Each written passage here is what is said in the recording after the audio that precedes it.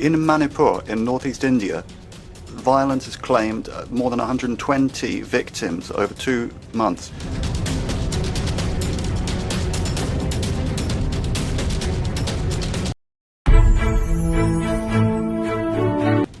भारत के मणिपुर राज्य में पिछले 2 महीनों से जारी हिंसा की गूंज भले ही दिल्ली में बैठे सत्ताधारियों तक नहीं पहुंच रही हो, दुनिया में इसके कारण भारत की भारी फजीहत हो रही है। इसके बाद कांग्रेस पार्टी ने सदन में इस मुद्दे पर चर्चा की मांग कर दी है और सरकार को घेरा है। दरअसल प्रधानमंत्री नरेंद्र मोदी के फ्रांस दौरे के बीच यूरोपीय संसद ने मणिपुर हिंसा पर एक प्रस्ताव पारित किया है। प्रस्ताव में कहा गया है कि यूरोपीय संघ भारतीय जनता पार्टी के प्रमुख सदस्यों द्वारा की गई राष्ट्रवादी बयानबाजी की कड़े शब्दों में निंदा करता है। हालांकि भारत सरकार ने इस पर पलटवार करते हुए इसे आंतरिक मामला कहा है।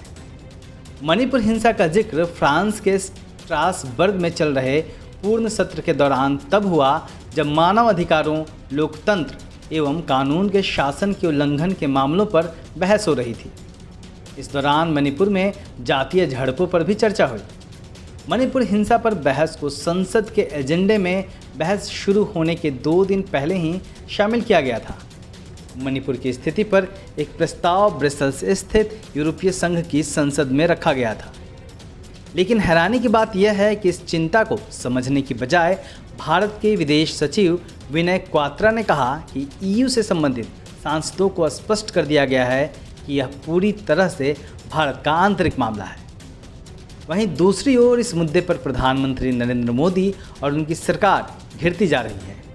कांग्रेस नेता राहुल गांधी ने पीएम मोदी पर तंज कसते हुए कहा कि मणिपुर के मुद्दे पर यूरोपीय संसद तक चर्चा हो गई, लेकिन पीएम मोदी ने एक शब्द नहीं कहा।